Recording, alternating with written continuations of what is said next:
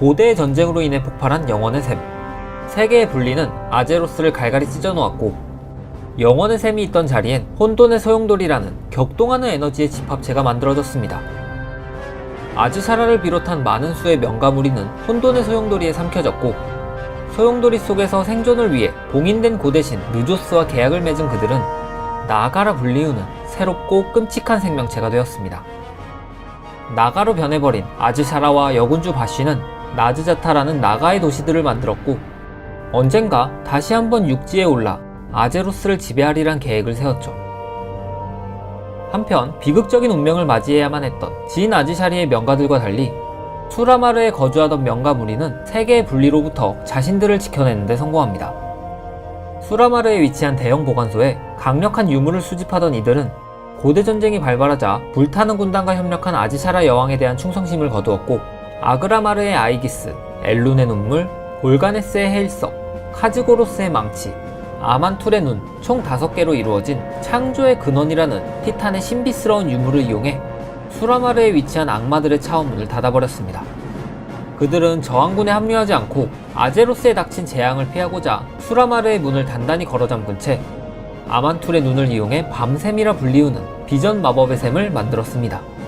밤샘의 힘은 세계의 분리에서도 수라마르를 지켜주어 훗날 부서진 섬이라 불리우는 군도의 한가운데에 자리잡게 되죠.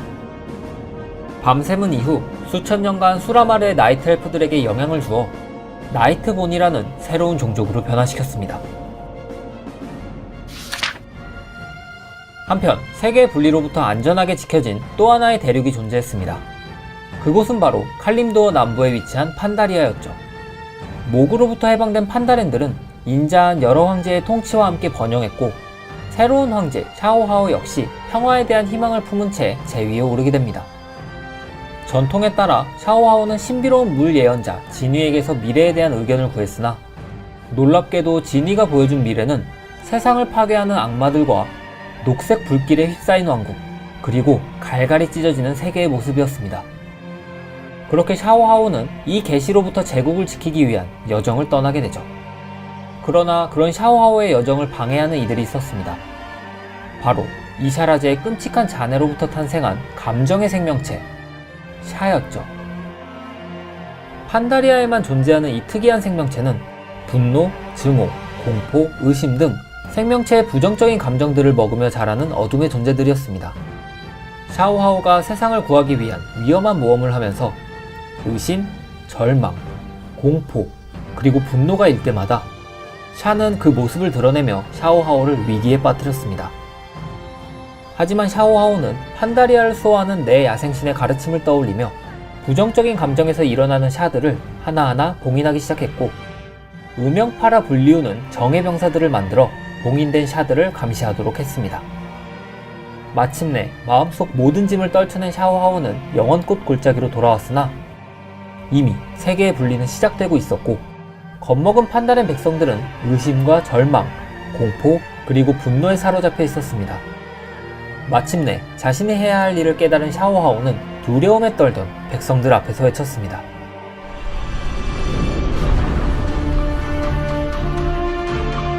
판다리아의 백성들이여, 샤오하오가 외쳤네. 그대들은 아직 다가올 폭풍과 마주할 준비가 안 됐다. 내가 폭풍을 멈출 순 없다. 하지만 그대들은 이 폭풍, 그리고 앞으로의 역경도 모두 견뎌낼 것이다. 내 그대들에게 내가 배운 것들을 배울 시간을 줄 테니. 그렇게 샤오하오는 자신의 모든 것을 희생해 마지막 숨결을 내뱉었고, 그 숨결은 짙은 안개가 되어 판다리아를 감싸주었습니다. 판다리아의 안개는 판다리아를 칼림도어 대륙에서 분리시켜 주었고, 그렇게 판다리아는 세계의 분리로부터 살아남아 오랜 시간 동안 세상으로부터 감춰진 채 안전하게 지켜지게 됩니다. 샤오하오의 위대한 희생으로 가르침을 얻은 판다렌들, 그들은 샤를 영원토록 봉인하기 위해 부정적인 감정을 갖지 않도록 노력했고, 아제로스 그 어느 종족보다 평화롭고 너그러운 종족이 되었습니다. 한편 티란데와 말퓨리온이 이끄는 나이트 엘프 생존자들은 칼림도어 땅 북서쪽에 위치한 하이잘 산으로 대피하게 됩니다. 그리고 비전 마법이 안전하지 않다고 판단한 나이트 엘프들은 비전 마법의 사용을 엄격히 금지하기로 결정하죠. 그러나 충격적이게도 하이잘산에 도착한 그들이 발견한 것은 바로 또 다른 영혼의 샘이었습니다. 영혼의 샘이 파괴되기 직전 일리다는 마력이 깃든 물을 담아 몇 개의 병에 보관해 두었고, 하이잘산에 있던 작은 호수에 물을 부어 영혼의 샘으로 만든 것이었죠. 일리다는 또다시 찾아올 불타는 군단에 맞서기 위해선 영혼의 샘이 반드시 필요하다고 주장했으나, 말퓨리온을 비롯한 대다수의 나이트 엘프는 일리단의 그런 행동을 비난했고, 동족을 배신하고 새로운 영혼의 샘을 만든 죄, 그리고 체포 과정에서 사령관 제로드 섀도우송을 폭행한 죄로 일리단은 깊은 지하 동굴 감옥에 수감됩니다. 일리단을 감시하는 일은 제로드 섀도우송의 남매 마이에브 섀도우송에게 맡겨졌고, 마이에브는 비밀 교도관 부대를 창설하여 만년이 넘는 세월 동안 일리단을 감시하게 되죠.